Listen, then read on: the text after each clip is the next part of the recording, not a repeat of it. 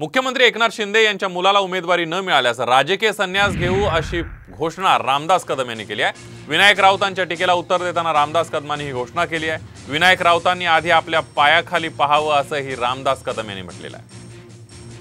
कालच मी मुख्यमंत्र्यांकडे बसलो होतो, 2 तास आमच्या दोघांची चर्चा झाली। तिकीट वाटपामध्ये कुठलंही अडचण नाही। एकनाथ शिंदेंच्या मुलाला तर मुळीच नाही। त्याला मुद्दाम सांगतो, एकनाथ शिंदेंच्या मुलाला तिकीट नाही मिळालं तर मी राजकारणात निवृत्त होऊन जाईल, मी त्याला आव्हान देतो। महाविकास आघाडीतल्या जागा वाटपावरून अशोक चव्हाण यांनी टोलेबाजी केलेली आहे। पारंपरिक जागा मागण्यात आताचे काँग्रेस नेते कमी पडले असा आरोप अशोक चव्हाण यांनी केलाय। राष्ट्रवादी, शरद पवार गट आणि ठाकरे गटासमोर काँग्रेस नेत्यांनी नांगी टाकल्याचाही टोला त्यांनी लगावलाय। तर नाना पटोले यांनी अशोक चव्हाण यांच्या टीकेला जोरदार प्रत्युत्तर दिलंय। ना ह्यांच्याकडे डिप्लोमॅसी आहे, ना ह्यांच्याकडे जागा आपल्या पदरात पाडून घेणं इतपत अभ्यास आहे।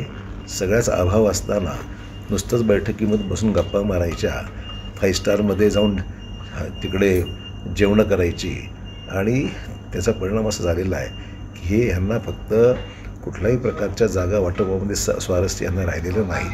अपयश यांच्या पदरात पडलं आहे आणि राष्ट्रवादी आणि शिवसेनेच्या नेतृत्वाने यांना पार यांची दुर्धारणी केलेली आहे। अशा प्रकारची अवस्था आहे। ते आमच्या पक्षात नाही, त्यांनी काय पाप केलं तर त्यांनाच माहिती आहे। पण मूळ प्रश्न असा आहे की आज त्यांची गत काय, त्यांच्या विधानसभेतली त्यांना लोक येऊ देत नाही, त्यांना हाकलतात आहेत। हे त्यांच्यासाठी सगळ्यात मोठं पनिशमेंट आहे। बघा, आम्ही आमचा अलायन्स आहे त्यांच्यासोबत, सामोच्चाराने याच्यातला मार्ग काढू, त्या पद्धतीचं आमचं काम सुरू आहे। पण ही डोकेदुखी अशोक चव्हाणांनी वाढवली।